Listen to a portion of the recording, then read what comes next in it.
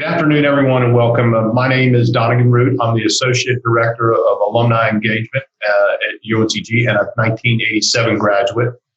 On behalf of the Office of Alumni Engagement, thank you for taking time out of your day to join this leadership forum presented by the UNCG Military and Veteran Alumni Network. Today's keynote speaker and presenter is Sally Benson, retired Commander, U.S. Navy and a 1969 graduate of UNCG. Our moderators are Beth Carlin, Chief Petty Officer, U.S. Navy Reserves, Class 2014, Masters 2017, and Alex Rupert, who's a Sergeant, U.S. Marine Corps Reserves and the Class of 2016. Beth and Alex will field your questions and help guide our discussion. On that note, we encourage you to submit questions to the panelists using the Q&A feature that's located at the bottom center of your screen. Next to that is a chat box that you can also share comments with all the attendees. And with that, I will hand it over to Sally Benson. Okay, thank you, Donegan. Oh, and I do have my Vanguard pin on for those that know what it is. Nice, okay. That's excellent. Okay. I'm delighted that we've all come together today. Beth, Alex, and I will be talking about some of the most pressing social issues in our whole country today. And we're going to look at it both from the military veteran perspective and civilian perspective. And it is going to be a nonpartisan conversation. Those of us that have been in the military understand leadership, responsibility, accountability, and working with others. And except for deployments, we are both citizens of the military community and the civilian community simultaneously. There are many different military careers. I retired as a commander after 21 years. I worked mainly on staff duty and shore station leadership assignments, and I was a joint specialty officer. I actually had an amazing career. Most civilians have a lot of misperceptions about military life. We understand that a chain of command, the ranking structure, is necessary, and we practice it in everything we do. That's in case when there's emergency, we know who's responsible, who's accountable, who makes the decisions. We don't go around giving orders every day. We actually work together very well. And we recognize that many positions that people consider positions of power are really positions of immense responsibility. And that people who think of themselves as powerful can be very destructive. We often have many different perspectives because we did live in a military community or military organization. We have our own military law. We've got directives. We have administrative procedures. Every phase, everything to do with military family life is part of the organization. We understand the importance of education, of training, of leadership, and we recognize when these are missing. One of the big social issues today always is ethics, and that can be found in every other issue, especially in government. I happen to be running for an office in which the incumbent just resigned after pleading guilty, or about the same time he was pleading guilty to 2 federal charges. Stay tuned, he's got more financial problems. He is not a veteran. When elected officials start feeling themselves as being powerful, they can be bought. We know what that means. And that leads to other personal problems, financial problems, whatever. In the military, we live by the standard that even the perception of wrongdoing is inappropriate. And I think we as veterans, active duty military, bring that into our community, our civilian community life. Today, we want to look at some of the more pressing current issues dealing with the whole country. And we hope that we can evoke some questions to stimulate conversation. And of course, we immediately think about the issues of racism, misogyny, gender identity, equality issues. It seems to me that we, as a country, approach these issues looking too much at our differences rather than our commonalities. Most military members have come in contact with these issues during their careers, whether active duty, reserve, whatever. And question, how can we as military bring this experience to the civilian world to help understand and resolve these issues? That's something to think about, have questions. But today there's some other social issues that have come to the forefront because of the pandemic and the quarantine. And I'm going to enumerate some of those issues. There's such as public health, COVID-19. This is the biggest public health crisis we've had in a century, so in our lifetime. The economy, the devastation of many small businesses and some not so small. I just read today that 2 K&W cafeterias in the Triangle area are closing. That's like the end of an era. Also, we're looking at work, unemployment. What's the future of work going to look like? Postal service. Okay, education in public schools. We've always got issues such as availability and accessibility is a big problem. And there's inadequate broadband, especially in rural areas, and how this affects learning. A lot of issues in this area. Technology. Some of the biggest in technology are the positive and negative aspects of social media. And then did I mention broadband?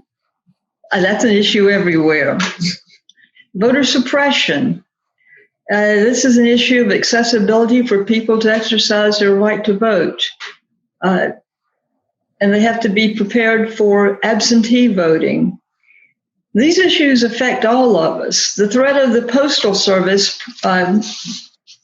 doing away with a lot of our deliveries got the attention of those of us who get our medications by mail. Excuse me. And for the many of us that have voted absentee, not just military, I think we've had some laughs at social media and the uproar over the idea of voting, mail-in voting. We know how it works. We all need to speak up. We have now seen that we've got generals and admirals who are willing to speak out. They've spoken out on issues such as misuse of the military or attempted misuse of the military, as well as many other issues. That takes courage sometimes to speak out, whether you're a senior person or a junior person. I've noticed more officers are running, more veterans are running for office. I think this is good. It can bring integrity to these positions. And not all of them bring integrity, but I would say most, and probably 99%. We have to set the example for a culture of integrity and decency, whether in our work, our volunteer work, our social communications. So we've got a lot of issues on our plate.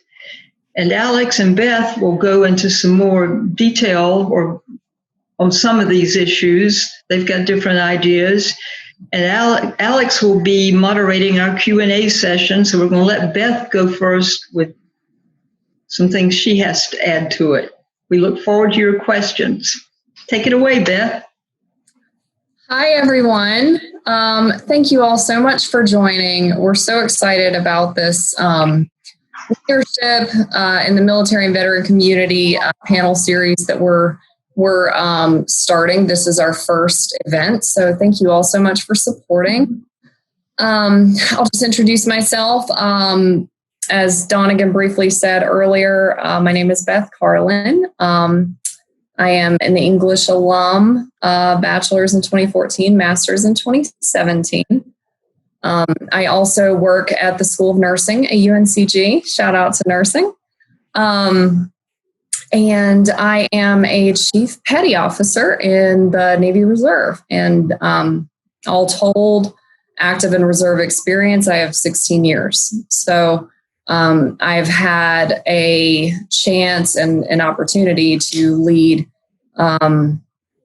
diverse groups across the military and in the civilian world as well. So this is sort of an issue, this idea of ethical leadership and leadership with morality and being conscious of what sort of culture we're propagating as leaders in our organizations and communities. It's been really close to my heart. So I really liked Sally, Commander Benson's note about power and responsibility, and how in leadership, those things are sort of conflated sometimes. And from someone who's external to an organization, you see a commander in the United States Navy and you say that person is very powerful. But the truth of the matter is that person has a great deal of responsibility. And it's important to approach that sacred responsibility with humility and understanding that you are there in service of your people, right? In any organization, you are trying to do what's best for those who look up to you as an example. So it's so important for us as leaders to shape those communities, those organizations, military units that we're a part of, because this is a very real responsibility for all leaders. So I am kind of looking to see, I don't think we have any questions yet. So I'd just like to sort of toss out a prompt. So I think one of the things that I wanted to sort of touch on, in the military, we do things in a different way because, as Sally was saying, we have what's called a chain of command. It's why I refer to her as Commander Benson, because that's how we need things to work in our organization. We need something that is, hierarchical, because it needs to be clear at any given moment in an emergency or a crisis who is in charge. And recently, I don't know if everyone saw, but there was an item in the news. The captain of a ship, the Theodore Roosevelt, it's an aircraft carrier with about 5,000 sailors on board, had come under fire because he had used. I don't think that it was ever made clear. I know that he didn't leak to the press the situation on board the ship, which was the ship was currently anchored off Guam for days and days, weeks, and didn't have sort of an idea of what to do because they were having cases pop up on board. And if any of you have ever been on a United States Navy ship, even the largest, an aircraft carrier, there's no way to social distance. You sleep in racks or bunks 3 deep, 80 people to a berthing or more. Berthing meaning, dorm. And it's not something that you're able to be responsible with from a public health crisis perspective. So he was not able to get the support that he needed from his chain of command. And he's saying to the SecNav, I need support here. I have a crew that is in danger. I have people that are coming positive with this virus. What can we do? This was leaked to the media, and he was attacked and subsequently relieved of command or fired because he did not follow the chain of command. We call it jumping the chain, right? When you go over someone's head to try to make something happen. And I just wanted to sort of put that situation to the group and find out, what your responses were to Captain Crozier and how his situation was handled. Is it ever okay to go outside the normal way of doing things out of concern for your people? As a leader in the military, do we make an exception when your chain of command is not giving adequate support? When you feel an ethical need as a leader to speak up for your people? I know that I don't know if anyone saw the video of his send-off on board the ship, but it'll give you chills. They're chanting his name, clapping. Like, I'm a sucker for that sort of thing. I cry in movies. So, yeah. So I just, Alex, I just want to check in with the chat real quick because I haven't had a chance to monitor. Are we seeing? Yeah, so we've got some individuals just talking about, we've got somebody here, Elizabeth, saying that, she believes that it's going to be studied in graduate schools, military schools, and talking about how the ethics of it are really fascinating. And personally, I think on my end, I think it really highlights just where your duty actually lies in the military, right?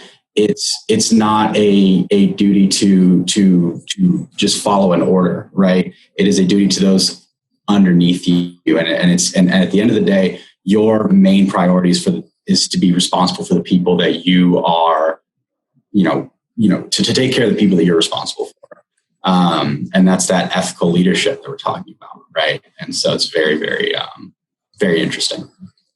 Yeah. And Betsy, I'm seeing your comment. Thank you. I think you're absolutely right, because there's not an easy answer to this, right? For all of our importance that we place on chain of command and proper procedure for getting things done in the military, which is that chain of command.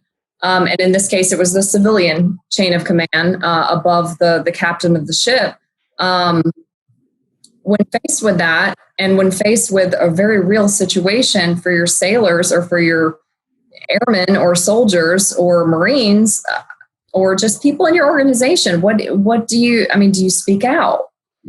And one of those things that Thomas just put into the chat, just talking about, like, the chain of command is only really useful when that chain of command functions as it's supposed to, right? If you're not receiving that type of support from that chain of command, jumping the chain is your only option. And it is probably the most ethical choice in certain situations. Obviously, it has to be taken, and I'm sure on a case-by-case basis, right? But if you're not receiving what you need from your chain, then your chain is not being the leaders that they are supposed to be, and you have to step up, right? And I think that's kind of the ethics behind that.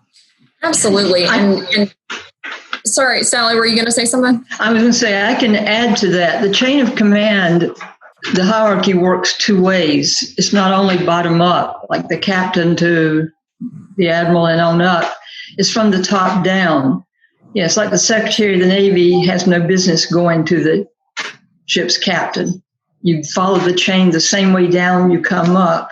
The other thing with Navy ships, Navy units, but Navy ships especially, or vessels, the captain is responsible for that entire ship, for every person on it.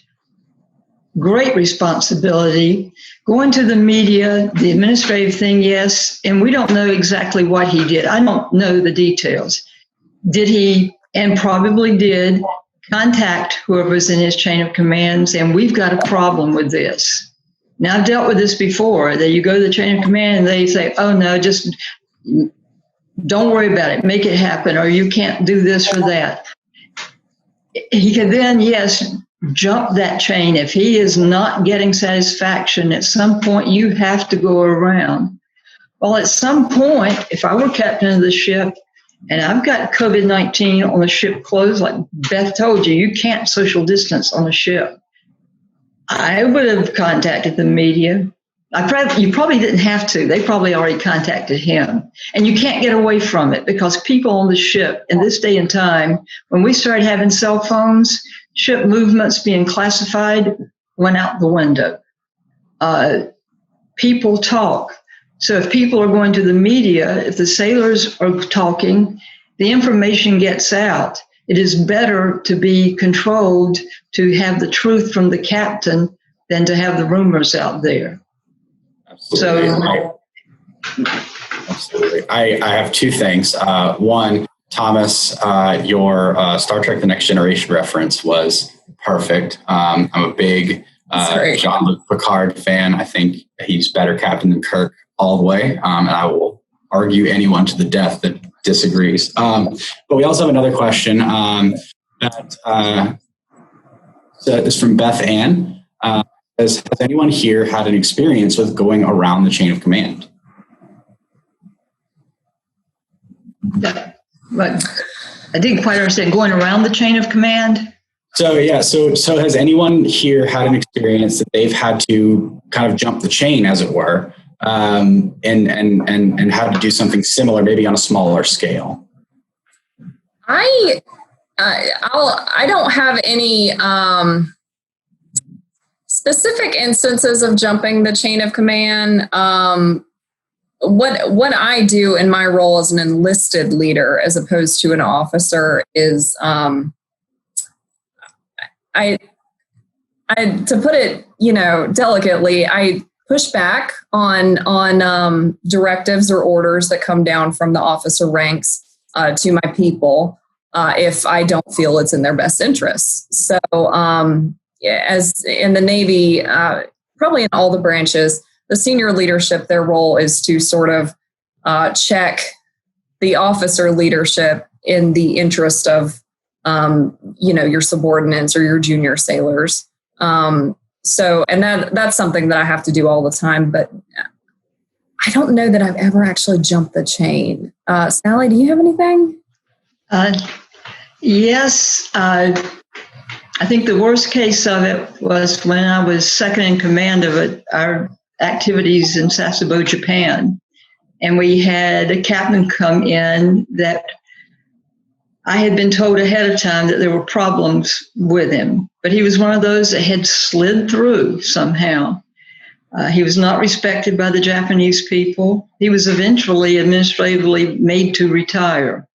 I had to go around him to talk to the admiral above him, not to really get things done, but let him know what was going on. And what happened over a period of time is not only did I go around him, there were things, because he was abusing classified information, there were things that he was not informed on that he should have been in his position because he was not trusted. So the chain went around him coming down to me also. It's tough. The other thing about the chain of command, there are sometimes things that happen when you are senior by position. And for instance, I'll use Sasebo again because it immediately comes to mind. As chief staff officer on the base, I was in a billet that was meant for an 05, a commander. However, I was a brand new lieutenant commander picked by an admiral for the job. He didn't care. So I was junior to most of the ship's commanding officers that were home ported. You don't call it home ported in Japan. And yet they were on base and they used our facilities and operations. But by position, I was senior to them for things from the base. So if it came to handling a typhoon that's coming and preparations for that, I was in charge and made the decisions or could make a decision over them. We worked together, though, you know that. Yeah. And there were other incidents where there might be somebody junior to me who is senior to me who is actually reporting to me. That happened on another ship's staff. So there's some things there where you're really not going around the chain, but you are. But yes, I did go around it. Had to, for the sake of the people working there that were being mistreated. Absolutely. So it has to be done. Yeah. And one of the things that I was kind of thinking about as you were talking was, I think there are instances kind of where that is like a necessity and it kind of is kind of agreed upon that jumping the chain is the right course of action. And that's the way that we were supposed to act. I think maybe in Captain Crozier's case, I'd kind of put it both to Beth and Sally to kind of give their thoughts, but that's may have been one of those situations where it was so maybe he had to do that, but he also had to accept the consequences of his actions, right? And so like it was a necessity. He had to do it ethically, but there's a significant break in protocols and procedures that it's just kind of he had to kind of accept the consequences of that. So I didn't know if you guys kind of thought about that, some of the discussion that kind of goes around that. Yeah, and of course the irony there, right, is that he did a thing, and he probably didn't. He probably knew he was using the medium to communicate that he was using. That this could come back, and it might cost him a career. Mm-hmm. But I think this is something that our other branches might not be aware of. But on a Navy ship, the captain is the authority, right? He or she is the last authority for every soul on board. And I think for him as someone to understand the crisis that he had on his hands and do what he did in full knowledge of, well, I might be sacrificing my career with this. Isn't that sort of the kind of person that we want,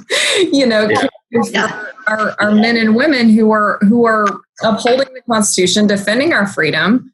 Like, we owe it to them as leaders to take care of them. He was doing his job. Yeah. He was taking care of the people. The health and safety issues should, I used to hate the Army's motto they had, can do, because you cannot always do things. If you cannot do it safely, I'm not talking about being out on the battlefield and some of the things that happen there. I'm talking about everyday things. If you can't do it safely, or if you're risking the health of people, that's wrong. The problem with the Captain Crozier and the chain of command was not him. It was the ones above him that weren't taking action. That, they're in political, powerful positions, and they didn't want to risk what could happen to them. They don't want to make decisions. And I did get involved with that on quite a few occasions. In fact, I was the first female officer assigned to a nuclear submarine repair facility in Groton, Connecticut. And I was assigned as a very junior officer to a position meant as 3 pay grades senior to me, qualified in submarines. And I was the assistant repair officer / repair admin. That was like chief of staff for 800 people because we had a separate command department. Well, the commanding officer when I got there was a racist, a misogynist, you name it. He was disgusting. He was a Navy captain. We had, out of 800 people, there were 130 enlisted females. I was the first officer. The females, this opened my eyes to how females could be mistreated. I had not been a victim of that myself. And then I go in and see how these junior females are being mistreated, how a captain insisting that for inspection they wear skirts, not the pants they usually wore. And one time when he was inspecting a division that was mine, I had not only the senior enlisted ship superintendents, there were just a couple of females. And I had been told that he would go down and feel the hems of their skirts or find reasons to touch them. So I had one of the master chiefs with me, and I'm walking behind the captain. He gets on his knees behind one of the young ladies, puts his hand on her skirt. I was an O2, a lieutenant junior grade at the time. I put my hands on his collar and pulled. Now he got up. He didn't say a thing then. And the thing was, he really, I should have been, if I had been younger, I went in at age 34. So here I am, like 36 years old at the time. So I did not have the fear that someone younger might have. And the one senior to him, the local commodore, the captain knew they supported me and that he had not a chance, but he still pushed it. But he didn't do that again. But he allowed other things to be done. For instance, there was a urinalysis one day. We all went through those. I get a phone call, or one of the chiefs called me and said, you want to talk to this young lady? She had been over there, and she said they were in tears. They said the place was so filthy, and they were making the girls, the young women, use this one restroom that normally men were using, and normally was clean. This is the thing. We kept those things clean. So I go over there, and I tell the chiefs in charge, I said, you've got to stop this until I check the women's restroom. Well, they said, no, well, ma'am, you don't need to do that. We're taking care of that. I said, it's stopped. They said, you can't do that. I said, yes, I just did. I go in the restroom, and it is incredibly filthy. I won't describe it. Just use your worst imagination. And I knew it had been intentionally done because they weren't like that. So I stopped the urinalysis. Well, I was in the building, my office was in the building next to this one and up on the third floor. And as I'm going back to my office, the captain is rushing out the door on the way over. And he said, they told me you stopped it. I said, yes, sir, I did. And I kept going. So I could stand up. Not everybody can, but everybody could complain to somebody.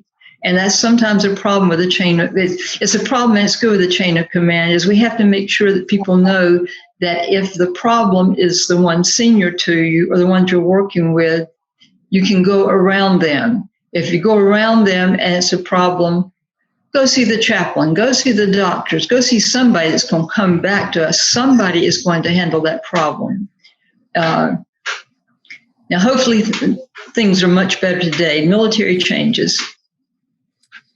Yeah, and I think it's important to keep in mind that the military is just America. I mean, yes, we have a different culture and we have a different way of doing things, but when you get down to it, it's a microcosm of our society, and I think it's going to be informed by the culture and what we're sort of okay with or not okay with as a society. And I think you're going to see certain things like sexism intensified just because women are significantly outnumbered in the military ranks. But just basically, we face the same problems. And I wanted to sort of shift here because this kind of brings us close to something I'm hearing a lot about, and we've all seen the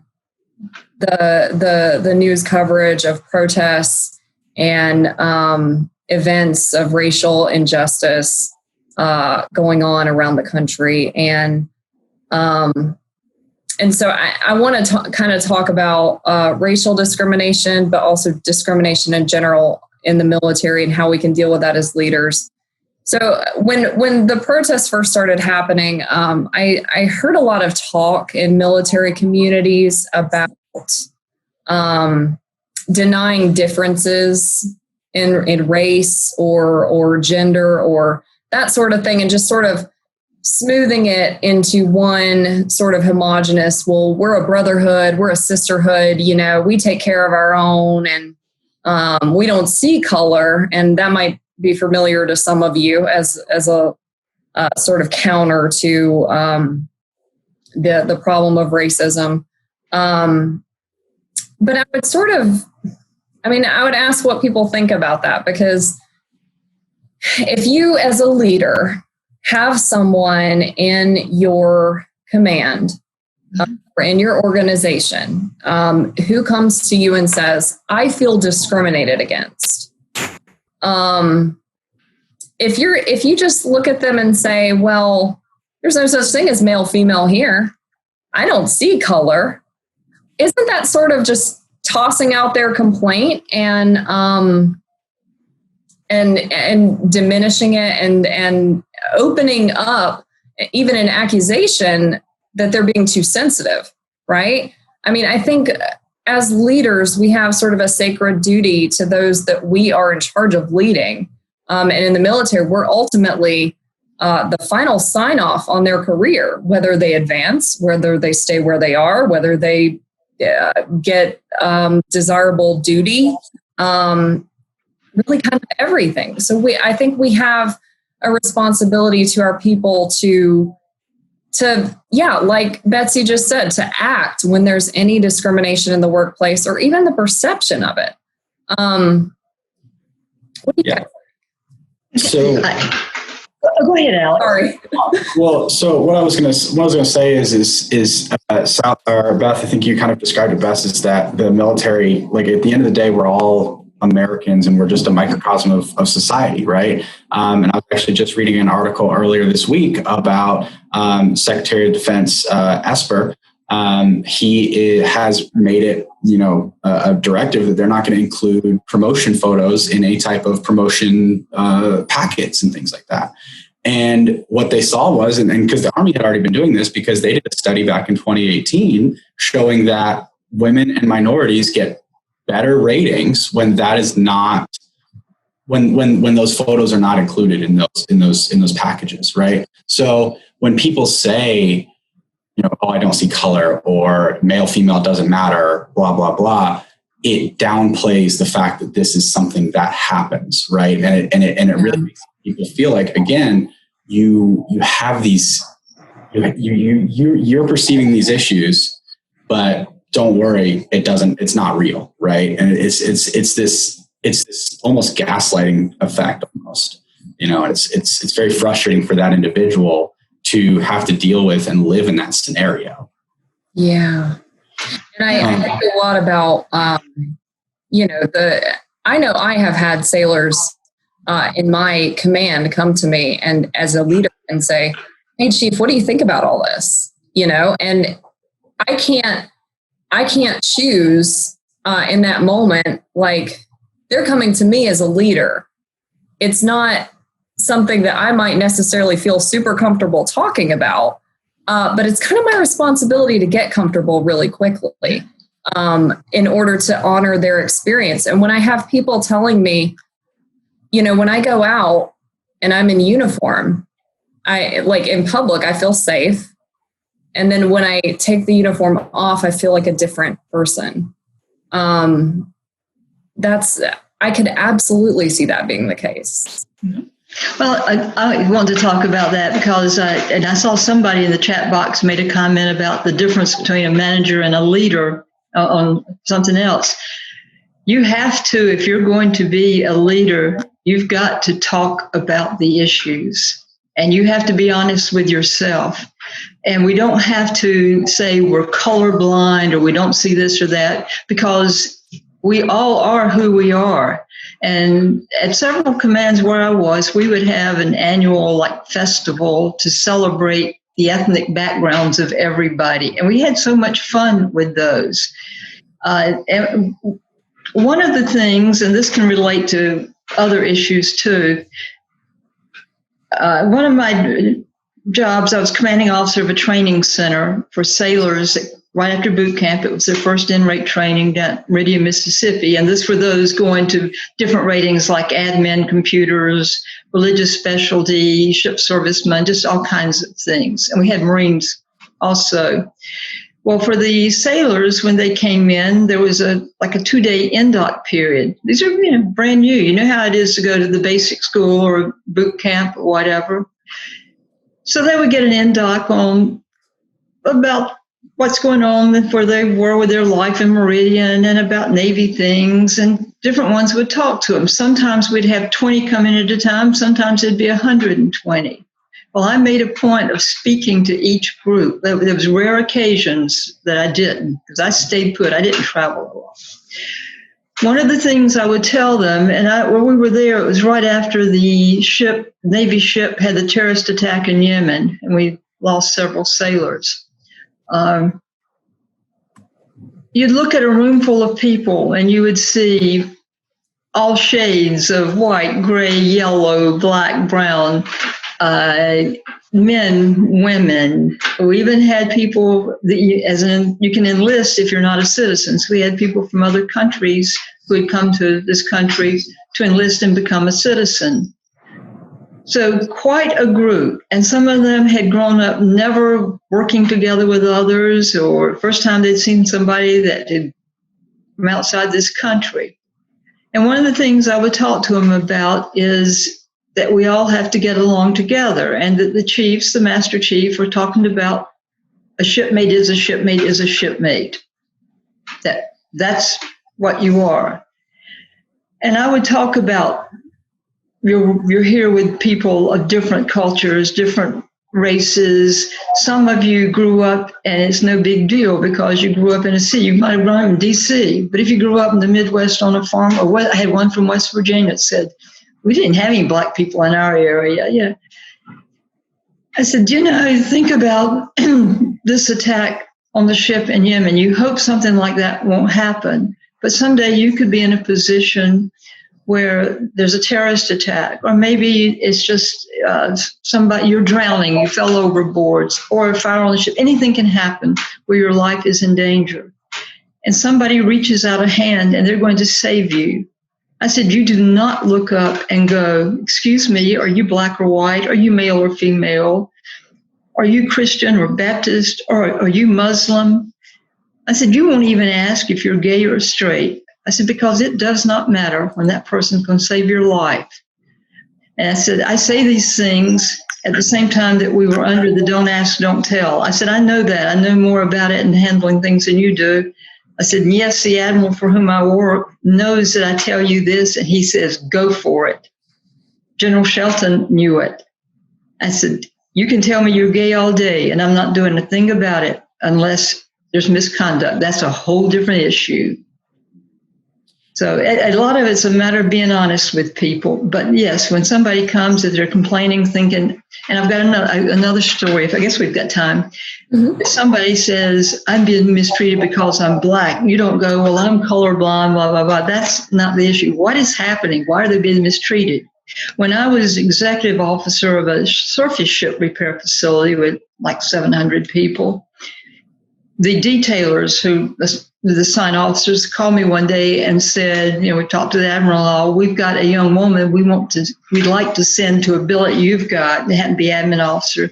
They said the captain that she works for wants her to be put out of the Navy. He says she's awful, disgusting, she's not qualified, and all that. So you got a black female. And so they wanted to send her to me because they knew me and they knew that if anybody could be fair, I would. I said, send her on. I said, you'll find out. So she came to the command, a delightful young woman, but at this point, scared to death, scared to speak. She had been so discriminated against. She was intelligent. She was a hard worker. We didn't tell people she's coming here because we need to see how she is. We had a chief petty officer that happened to be white who would be her right hand. He thought she was the greatest. She worked out well, and she went on with a Navy career and whatever. So she had been severely mistreated, and yet if somebody had just listened to that one captain and not realized, hey, there's a problem here, we would have lost an absolutely great officer. Even the crusty old repair officer, and he'd love it if I said that, a man who had come up through the ranks of enlisted, wound up having a master's degree in computer science or something. Very nice guy. I even one day, I don't know if all of you know the Myers-Briggs test. Most of us have had it one time or another, the personality thing, how people think. Mm-hmm. I thought, this would be a good thing for the different people and the way we work here. So we did it. Well, I'm an EFNP. Somebody else is an ISTJ or whatever. Well, as it turns out, the admin officer was one of these that it was typical. Maybe I can't think of the mix-up, but she was different from the repair officer in their thinking. So we had fun with these exercises. They actually, after complaining that we were going to do it, people would say, that was fun. Well, one day the repair officer came to me with an issue. He walks in the office and he says, XO. He said, oh, never mind. I remember that she and I think differently on that. Now I understand her. So it works out. But no, we have to be honest. We have to recognize our differences. Yes, we can say we're colorblind or that we don't care if it's male or female. But yeah, we do look at people. Yeah. And I think it's important to think about, Sally, at a point you've said that And I've seen in the comments people talking about how the military changes and we might not have today the same issues. But just wanted to give you guys some examples about what discrimination could look like in today's military, because, you know, in the military as well as in the civilian workforce or anywhere people are decent, I think you wouldn't hesitate to speak up if someone used a racial slur, or if, you know, some officer was touching an enlisted woman's skirt in an inspection. Like, that's clearly not okay.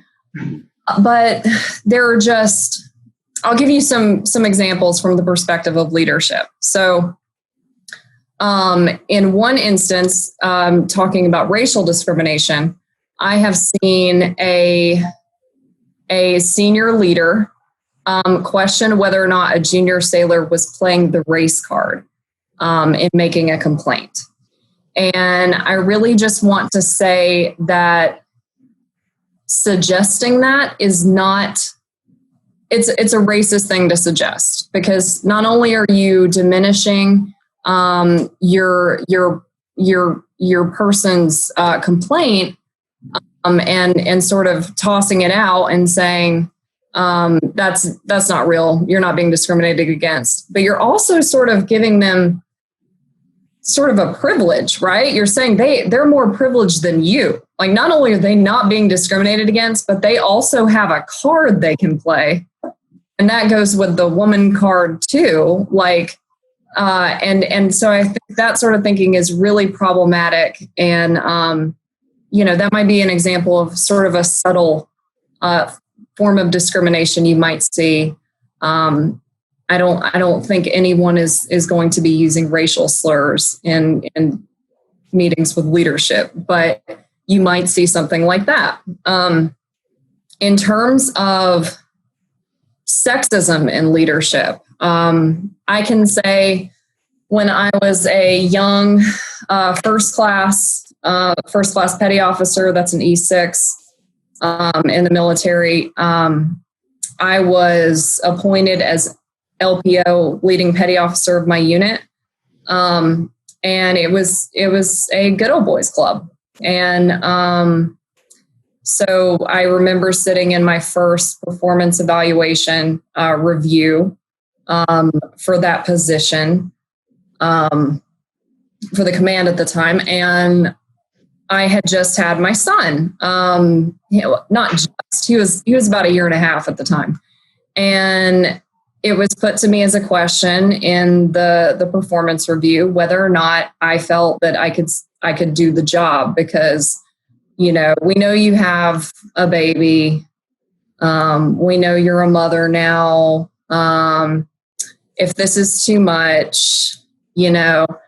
And I ask you, Alex, do you think in your entire career, do you think anyone would suggest to you that you could not do your job because you had a child, because you have a family? No, absolutely not. I was flabbergasted, but that is, you know, no one is going to, you know, try. I mean, okay, it still happens, but for the most part, you're not going to be groped in your performance review. But a question like that is very common for Absolutely.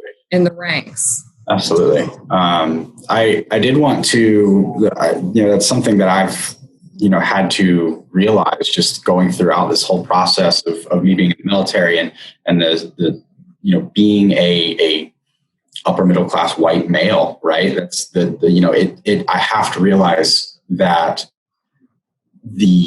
I can't even recognize some of the things, right? If that was never brought up to me, I would never even know that happened, right? I wouldn't know if those things are going on, right? Because I don't know what I don't know. And so it's a discussion that we all need to have together and say, hey, have you ever asked that question? Because I can tell you myself and 5 other women in the military have been asked that question before, And I think that's why conversations like this are so important. I also did want to, we have a couple minutes left. We've kind of been talking about this in the military sense, and how the military is this kind of microcosm of society, and how we've kind of dealt with those situations in the military. And so I kind of wanted to maybe ask you guys maybe to blow that up a little bit and say, how do we take these principles, these leadership principles that we've been talking about, and apply them to civilian or the business world?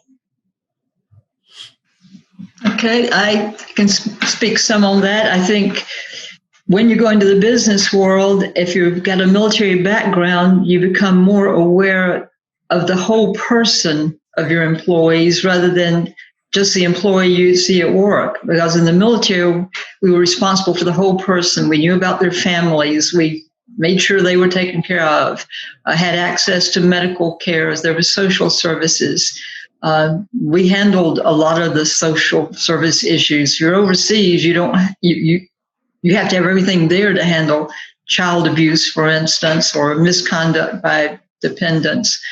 And I think going into business, you've had a lot of emphasis from the military on training, and you understand how important it is for a person to do the job. So I think that it gives you a leg up on.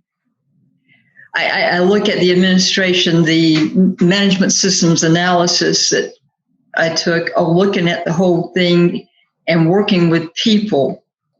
I think that's one of our strengths with the military. General Shelton balanced people equally with mission. And I worked for him. I know for a fact that's the way he was. We bring a lot to civilian jobs. And I think most of it has to do with how we work with people and how we recognize any hierarchies and how you do away with any that don't need to exist. Sometimes people want to be managers. Everybody wants to be a manager. And so there are many jobs created just to give the title. But yes, I see so many of the issues in our civilian society that are really identical to what we handle in the military. It's just they're being handled differently. And I think we can do a better job of it. Absolutely. One thing that I knowing that I was going to be with Beth and Sally, I made sure I did some extra research so that I could actually, talk, me being the E5 in the Marine Corps, I had to make sure that I could have a good conversation with these two. And, one of the things that in my research, I found, so the Army has a field manual called Army Leadership. It's Field Manual 6-22. And one of the core principles that it talks about is developing others as a core principle for leadership. And Sally, you kind of talked about that earlier, and they talked about people learn not only by doing, but by how the leaders around them act, right? And so I think it's really important going forward as leaders, whether you're a veteran or not, I think it's really important to be the leader that is the role model for the people below you and above you. And I mean, there's so many different studies that have shown that if you have an ethical leader in place, that trickles down throughout the entire organization. And I think that that's really what we have to look forward to is trying to put those in place, both in civilian and business and military angles. So. Absolutely. We have to tackle issues. There's a poem about tackle this thing and do it that I like, that issues, some things are really hard, especially the issues of, racism and gender equality, and that a lot of the issues that you think wouldn't be hard, like handling, well, they are the economy or schools or voter suppression. They have to be tackled. You can't just talk about them, and talk goes nowhere. You have to take action and you have to make decisions. I remember General Shelton one day saying to me, something I'd worked on and some people had tried to put it off. The Joint Staff has an admin chain of command, but action officers have direct access to the chairman. And the ones in the admin chain were saying, oh, go back and study that some more. We got to do this. I went straight to him and said, there is no more. he agreed with me. He said, that's why the secretary and I get paid the big bucks. We have to make a decision. Absolutely. Well, I have been designated as the timekeeper, so I will regretfully put a stop to the conversation. I just want to thank everyone so much for joining with us today and really bringing your best comments. This has been awesome to read and sort of engage with. So thank you to everyone. And just a special shout out to Lieutenant Dean Castaldo. Right there. Look at that salute. He was really huge in putting this together, and he's currently mobilized right now. So he's just going over and above anything we could expect as usual. So yeah, I'll leave that there. I just want to encourage everybody to keep an eye out in your inbox. We're going to have a Zoom survey sent for this event. If you could fill out the survey, that would be huge. We'd really appreciate it. And also look for a save the date for the next in our leadership panel series from military speakers. It should be during homecoming, which is going to be October 19th through the 24th. That is a shameless plug for homecoming. Awesome. Homecoming. Is that good, Donegan? Yes, that's right. Thank you, Beth. We appreciate that. And we'll do another type of leadership forum like this. To wrap up, I do want to say thank you, Beth, and thank you, Alex, for moderating. And of course, Sally, for taking the lead presenter role for this. I think it's been a wonderful discussion, interesting discussion. And hopefully folks will want to join us again soon. And so thanks for taking your lunch hour to join us. And thanks again to our presenters and moderators. And we'll hope to see you again soon at homecoming for our next leadership forum. Have a great day, everyone.